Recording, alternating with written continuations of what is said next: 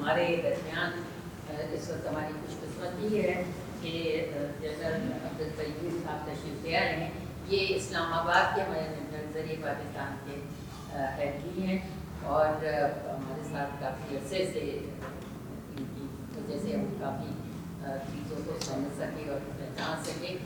آج کا جو موضوع ہے اس کے لیے خاص طور سے وہ تشریف لائے کہ سرمانی عزائم اور فلسطین میں انسانی حقوق کی بدترین جو پامالی ہو رہی ہے اس کے بارے میں نظریہ پاکستان کے آج نوجوانوں کو بلایا جائے. دوسرے لوگ بھی موجود ہیں.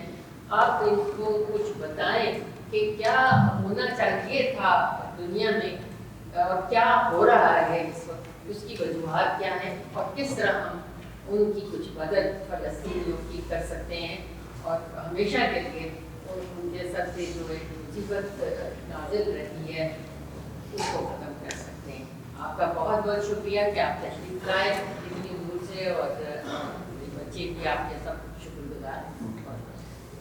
اعوذ باللہ من الشیطان الرجیم. بسم اللہ الرحمن الرحیم.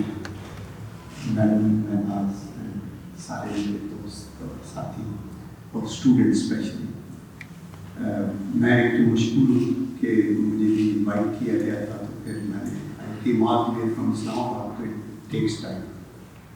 دوسرا میں ہمارا نظریہ پاکستان کے اس ادارے کو ضرور خراج تحسین پیش کروں گا پیر صاحب کی قیادت میں اور میڈم ناز اور باقی جو ممبر ہیں.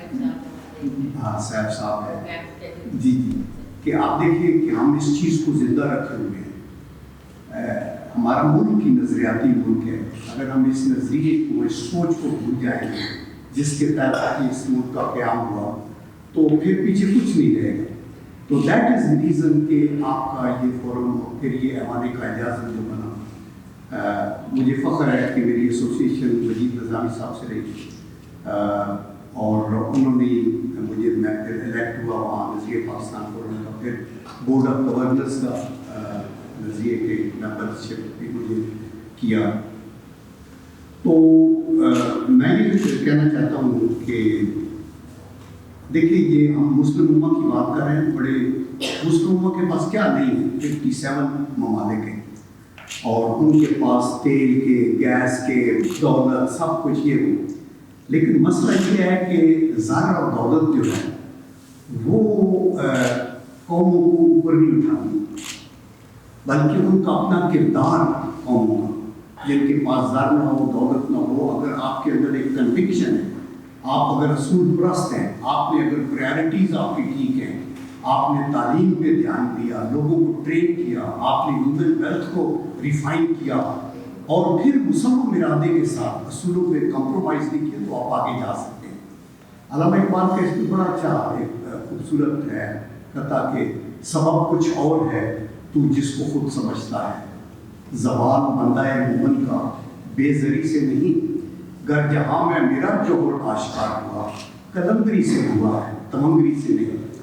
تو بیسیکلی علامہ اقبال روحانیت کی بات کرتے ہیں کہ آپ کے اندر وہ اسٹرینتھ ہونی چاہیے. دولت مال یہ چیزیں آپ کو مضبوط نہیں کرتی بلکہ آپ کو ویک کرتی ہیں.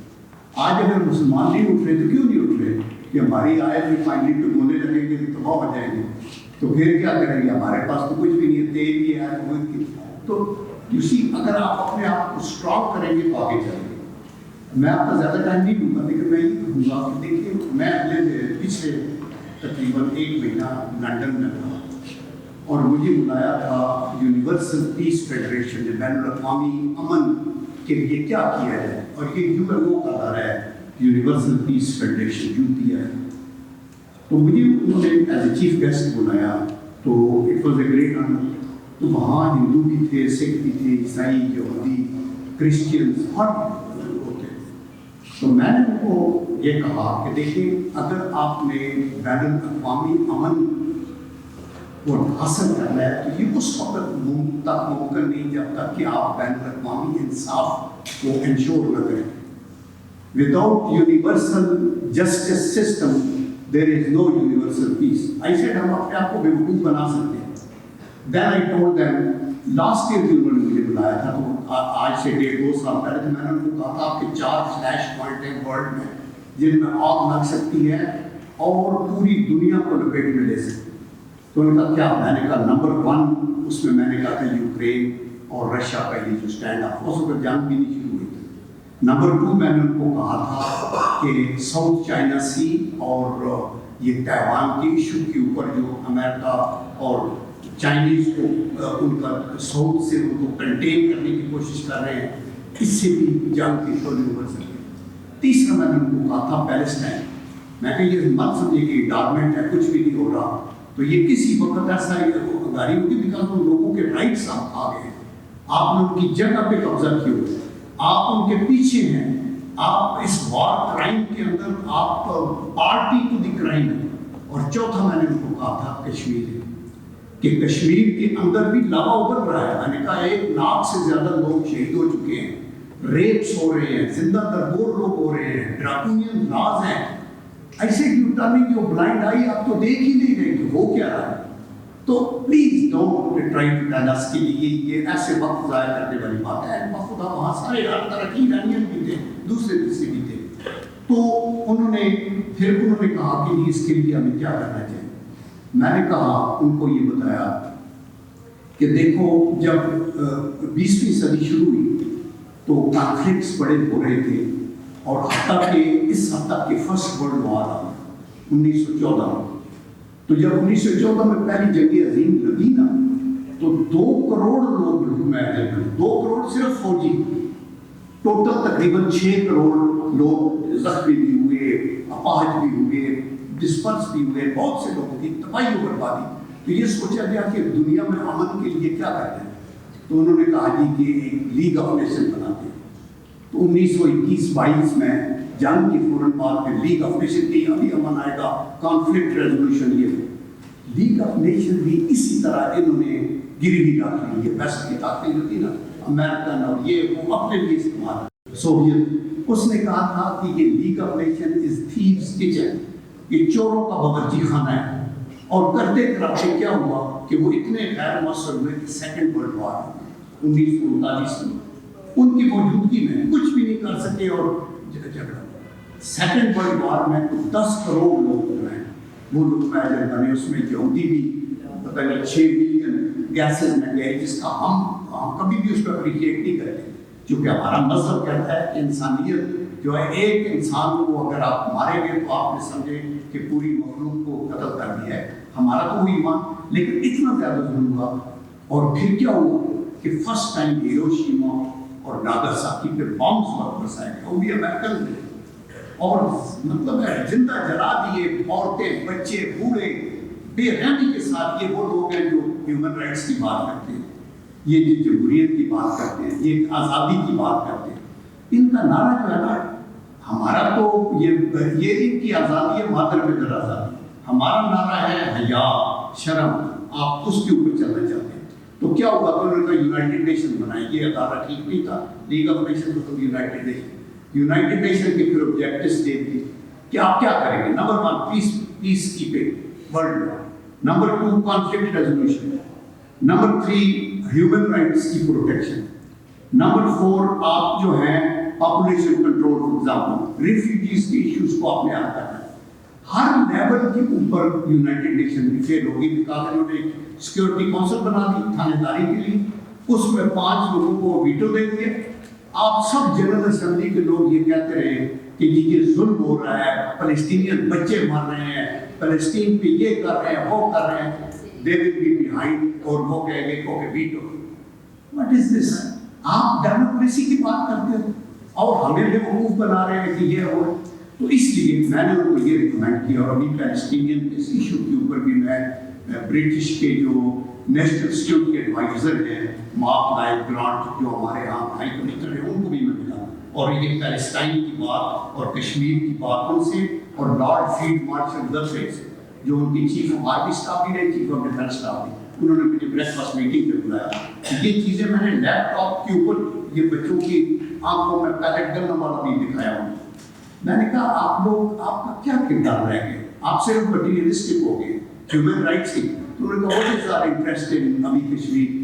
I said you are part of the problem, you should be part of the solution also. تو اسی طرح ابھی پیلسٹائن کے مسئلے کے لیے اگلے دن بھی میں چونکہ ایکس سروس مین سوسائٹی کا بھی الیکٹڈ پریزیڈنٹ ہوں، تو ہمارا ابھی اگلے دن شالیمار ہوٹل میں ہوگا. ان کو میں نے اس کو ہم نے ایک قرارداد بنی، اس کو ہم نے یہ کہا کہ فوراً جنگ بندی ہو پیلسٹائن کے اندر، نمبر 1. نمبر 2 یہ دیکھا جائے کتنی کیجولٹیز ہوئی ہیں، کتنی ہیومن رائٹس لاسٹ ہوئی ہیں، کتنے لوگ زخمی ہوئے ہیں، کتنے ہاسپٹل ڈیمیج ہوئے ہیں، کتنے اسکول ڈیمیج ہوئے ہیں، اس کی اسیسمنٹ بنا کے تو بین الاقوامی امداد کے لیے دروازے کھولے ہیں. اور نمبر 3 نتنیاہو اور اس کے جو کولیبوریٹرز ہیں ان کے لیے اگینسٹ وار کرائمز کے جو مقدمات چلائے گئے انٹرنیشنل کورٹ آف جسٹس میں، جیسے بوسنیا کی جنگ ہوئی تھی تو سربین لیڈرز کو یہ صدر کو پکڑ کے لے گئے. ان کا جہاں دل کرتا ہے یہاں لے جاتے ہیں. ابھی جو مسئلہ صدر سودان کا تھا وہاں کرسچین کا ایشو تھا، انہوں نے اس کو پکڑ کے حل کر دیا. ایسٹ تیمور کا مسئلہ تھا، حل کر دیا. لیکن کشمیر کا مسئلہ، پیلسٹائن کا مسئلہ یہ نہیں حل کرنا چاہتے. تو میں نے کافی باتیں آپ کو یہ اپنے طور پہ کہا دی ہیں.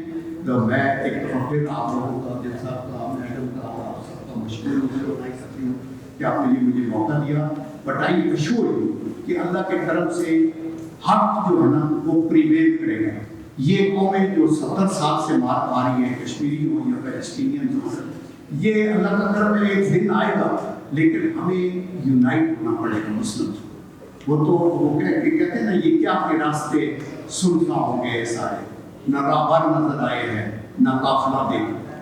آپ کے پاس تو راہبر نہ ملکی سطح کے اوپر کوئی ایسا کڑاکے دار راہبر ان ملکوں میں ایک وقت تھا، شاہ فیصل تھے، ادھر آپ کا ایران کا بادشاہ تھا، جارڈن کا کنگ تھا، ادھر جو انڈونیشیا کے سہارتوں تھے. ایک آواز آتی تھی افریقن کانٹیننٹ سے بھی ہوئی تھی آمین. تو ہمارے ایک دوستی کا ایک گروپ تھا جس کے اندر ہم آگے تھے. پاکستان میں پھر OIC کی میٹنگ کرائی تھی، یاسر عرفات آئے، ان سے ملاقات ہوئی. تو ابھی ہمیں ہمارا فقدان مسلم دنیا کا کرائسس آف لیڈرشپ قائم ہو اور آگے بڑھے اور طریقے کے ساتھ چلے تو دیر از نو کوشچن بائی کاٹ کر دیں اکنامکس کا. لاسٹ پوائنٹ میں یہ بتانا چاہتا ہوں کہ یونائٹڈ نیشن کا چارٹر ہے جس کا چیپٹر 6 اور 7 ہے. اس میں لکھا ہوا ہے کہ اگر بین الاقوامی امن کو کوئی بھی اس کو تھریٹ کرے گا یا اس کو بریچ کرے گا یا ایگریشن کرے گا تو تین طریقے اس کو ڈیل کریں. نمبر 1 سب سے پہلے اس کی سفارتی آئسولیشن کریں. اگر اس پہ وہ باز نہ آئے تو پھر اکنامک سینکشنز لگائیں. کوئی جہاز نہ جائے، کوئی فلائٹ نہ جائے، ان کا کوئی ٹیلی فونک رابطہ نہ ہو، سینکشنز لگائیں، ان کی کوئی امپورٹ نہ ہو، ایکسپورٹ نہ ہو. اگر اس پہ بھی نہ ہو تو بین الاقوامی فوج بنائی جائے اور وہ فوج ان کے اوپر اظہار کر کے ان کو اس طریقے سے روکے. تو ہم یہی کہتے ہیں کہ یونائٹڈ نیشن کے چارٹر اور یونائٹڈ نیشن کے ریزولوشنز پہ عمل کر کے یہ جو ایشوز ہے، کشمیر ہے یا پیلسٹائن ہے، اس کو حل کیا جائے. اور اگر آپ اس کو نہیں کریں گے تو پھر یہ کانفلکٹس چلتے رہیں گے، جس کی لاٹھی اس کی بحث والا مسئلہ ہوگا. تو اس کے ساتھ میں ختم کرنا چاہتا ہوں. آپ سے کہتے ہیں آپ کا شکریہ. قیوم ہے کیا نوجوان نسل ہماری موجود ہے، آپ نے دونوں ہمارے اسپیکر ہیں، ان کی باتیں غور سے سنی.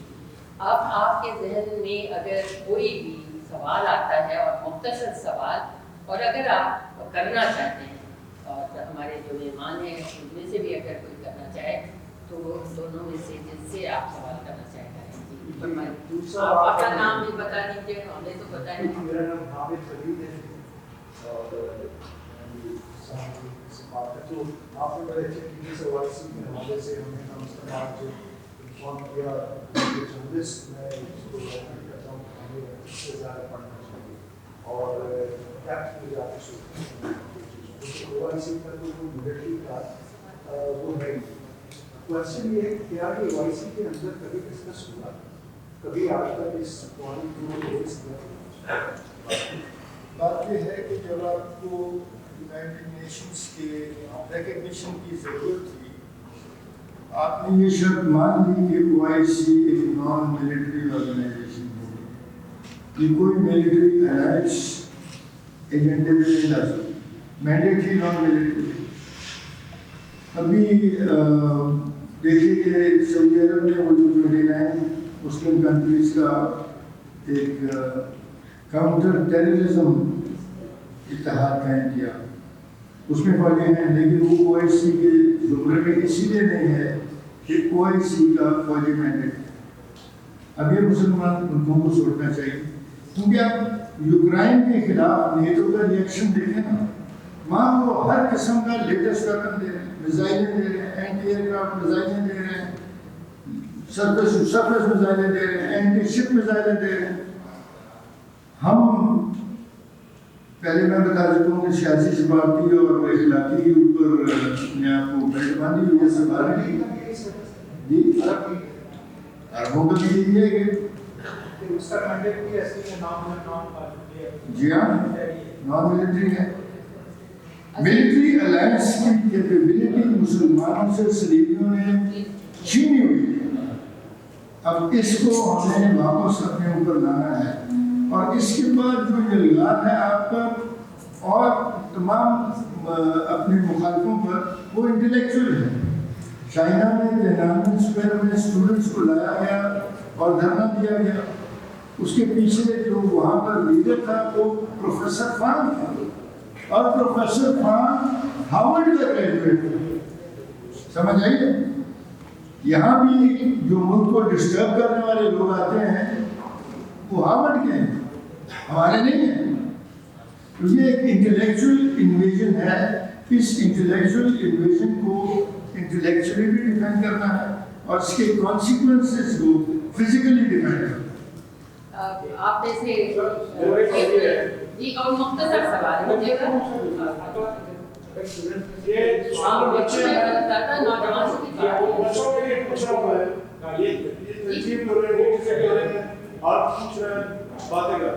یہ ساتھ میں کتنے لوگ جو ہے وہ پڑھے لکھے لوگ بات چلے گئے. یہ ہماری میں ٹیچر ہوں محمد بٹو کا نام ہائی اسکول کا ٹیچر ہوں. تو یہ ہمارے بچے ہیں کیسے ہم یہ کور کریں کہ کئی بار ملک کا غلطیاں چھوڑ کے ہمارے ملک میں ان کو سرٹیفکیٹ کیا جائے کیسے وہ ہو گئی یہ سارے جو آپ آج کے نوجوان یا جنریشن کو آج کی ہے وہ پریشان ہے. دیکھیں بات یہ ٹھیک ہے کہ ہماری پہلی بات تو یہ ہے کہ بچوں کو ہم نے علم کے زیور سے آراستہ کرنا ہے. وہ ملک کے اندر بھی کریں ملک سے باہر بھی جائیں. قائد محمد علی جناب بھی گئے تھے, علامہ اقبال بھی, ہر کوئی جہاں وہ کہتے ہیں نا even if you to go to China knowledge حاصل کرنے کے لیے تو جائیں. تو باہر جانے میں کوئی ہمیں جیسی بات نہیں ہے. صرف یہ ہے کہ حکومتوں کو چاہیے کہ ملک کے اندر اس طرح کی جاب کریٹ کریں کہ اپنے ٹیلنٹ جو ہے اس کو یوٹیلائز کریں اور اس کو ریسرچ کے اندر کریں. تو آئی ایم شیور کہ انشاءاللہ آپ دیکھیں گے کہ ابھی انٹرم گورنمنٹ کے بعد اسٹیبلائز اگر ہوتا ہے تو یہ ہم کوشش کرتے رہیں گے کہ آگے کرتے رہتے ہیں. Thank you. جی کوئی اور بچوں میں میرا سوال یہ ہے میرا نام میرا سوال یہ ہے کہ سوائے ایران اور پاکستان کے تمام مسلم ممالک اسرائیل کے ساتھ ڈپلومیٹک ریلیشنز ہیں. وہ ایسے first time why don't they spare relationship with Israel first time اس میں طریقہ پتا ہے. یہ بالکل آپ ٹھیک کہتے ہیں. دیکھیے جو 57 ممالک ہیں اس میں سے تقریباً 30 ممالک کے تعلقات ان کے ساتھ ہیں. ایون ٹرکی کے بھی ہیں جو ان کو ریکگنائز کیے ہوئے. تو ڈپلومیٹک بائیکاٹ کرنا چاہیے. لیکن میں یہ بھی کہتا ہوں کہ جن لوگوں نے اپنے لنکیجز جنہوں نے نہیں کی ہوئی ان کو تو ہمیں تو قائد محمد علی جناح کے فرمان کے مطابق ہم تو اوپریسڈ اور سپریسڈ نیشنز کے ساتھ کھڑے بائی دی گریس آف اللہ. And there is no question کہ جا کے آپ اس طرح کے بچرز کو ریکگنائز کرنا شروع کریں. لیکن جن لوگوں نے کی ان کے اوپر ہم زیادہ زور نہیں ڈالنا چاہتے. دیکھیے ہمارا انڈیا کے ساتھ بھی بہت سخت جھگڑا ہوتا ہے کشمیر کے اوپر ہے. انہوں نے ہمیں ریکگنائز کیا, ہم نے انہوں کو کیا ہوگا, لیکن ہم اپنے پوائنٹ پہ کھڑے. تو جو ہے ان کے مسلمان اکٹھے ہوں گے, ان کا معاشی بائیکاٹ کریں, پریشر ڈیولپ کریں, سفارتی اس کے اوپر پریشر بلڈ کریں. I think that is good. نوجوانوں میں سے میں چاہوں گی کہ ذرا ہمیں پتہ چلے کہ انہوں نے سنا اور اس کا کیا اثر کیا. آپ بولی پور کے بولے جو دل میں آتا ہے. اپنا نام بتا دو. میرا نام محمد جواد ہے اور میں ہائی اسکول میں پڑھتا ہوں, 9 کلاس اسٹوڈنٹ ہوں. اور میں یہ کہنا چاہتا ہوں کہ انہوں نے کہا کہ اگر ہم سارے جو اسلامی ممالک ہیں یہ مل بھی جائیں تو ان کا بجٹ جو ہے 200 ملین بن رہا ہے، لیکن پھر بھی ایران جو ہے ایران کی اللہ کہہ رہا ہے کہ بھائی ہمیں میں فلسطین پہ جاؤں گا، میں بکرے کو نہیں پکڑوں گا، بکرے کی ماں کو پہلے پکڑوں گا، میں اس میں حملہ کروں گا، میرے ساتھ سارے شرکت کریں. ادھر سے یہ ترکی نے بھی کہا ہمیں مطلب کہ کرنا چاہیے کہ فلسطین پہ جو ظلم ہو رہا ہے، اگر ہمیں اتنا ظلم ہو رہا ہے، اتنی اتنی چھوٹی چھوٹی بچیاں ہیں، چھوٹے چھوٹے بچے ہیں، ان کے ظلم ہو رہا ہے، تو ہمیں اس پہ ایکشن لینا چاہیے. اب یہ ایسے اور ایسا ہی ہے ہماری یہ غلطی، یہ تو الگ رکھے گا کہ یہ ہمارے ملک کے اندرونی مسائل ہوتے ہیں. اس کے جو ہماری فوج ہے وہ اس کے خلاف تو ہم کچھ کہہ نہیں سکتے، کیونکہ وہ ہے تو ہم زندہ ہیں، ہمارے گھر میں ماں بہن ہیں ان کی وجہ سے زندہ ہیں. ہمارے ملک میں جو بھی ہے ہماری فوج ہوگی تو سارا کچھ سیاست آپ کو کچھ نہیں ہے. دیکھیے آپ کا پوائنٹ ویلڈ ہے، آپ کی سوچ ٹھیک ہے کہ ہمیں کچھ کرنا چاہیے، لیکن دیکھیے جو بین الاقوامی سطح کے اوپر جیو پالیٹکس ہے نا، جو ماحول ہے، جو حالات ہیں، جو مسلم دنیا کے حالات ہیں، جو سپر پاورز کی تھانے داری ہے، ان ساری چیزوں کو بھی دیکھیں اسرائیل کی ضرورت نہیں ہے، وہ میگنیفائنگ گلاس لگا کے چیز دیکھنا پڑتا ہے کہ ان کی لوکیشن کیا ہے، اس کے پیچھے ان کے بہرے گڑے ہوتے ہیں. وہ آپ کو یہ دیکھنا ہے کہ کس طریقے کے ساتھ آپ اپنی ڈپلومیسی سے اور اپنا پریشر کریٹ کرتے، جیسے میں کہہ رہا ہوں سفارتی ہے، معاشی ہے، اور یہ اور ایک اپنے طور کے اوپر ایک پوٹینسی آپس میں اتحاد شو کر کے آگے آپ چل سکتے ہیں. جنگیں کسی مسئلے کا حل نہیں ہوتی. اگر ایک کنٹری اٹیک کرتا ہے تو آپ کہیں کہ وہ بھی آپ بھی اس کے اوپر یلغار کرتے ہیں اور یہ کریں، اس طرح کوئی مسئلہ نہ اسرائیلی پیلسٹینین کو وہاں سے مٹا سکتے ہیں، نہ سارے مسلمان مل کے تو کہہ سکتے ہیں کہ جیوز کو ٹوٹل. ہٹلر نے بھی اپنے طور پہ سب کچھ کیا تھا. تو اس لیے میرے خیال ہے جنگوں سے ہٹ کے امن کی بات ہی ہونی چاہیے، اور اس کے لیے بین الاقوامی رائے عامہ، اور ابھی اللہ کا کرم ہے کہ ایون یہودیوں نے امریکہ میں، برٹن میں، اور میں تو خود تھا، بڑے بڑے جلوس نکالے اور پوری دنیا کی رائے عامہ اسرائیل کے خلاف ہوئی ہے. ابھی اس کے اوپر پریشرائز کر کے آگے چلنا چاہیے، اور یہی کوشش کرنی چاہیے کہ کشمیر میں بھی حال جنگ نہیں ہے، پیسفل رہنا. جی اعوان صاحب تو پرانی کالم نہیں کرتا تھا. یہ سر ایک تو بات یہ ہے کہ جب سے آپ وہ پارلیمنٹ کا کا ہو جانا، آپ جانے کے بعد رسول کے بارے سے کیا ہوا ہے، اسی طور پر آج کل کیا ہوا ہے. اور دوسرا میرا بات یہ ہے کہ اسی جنگ میں یہ رسول اور اس میں ہمارے موبائل سے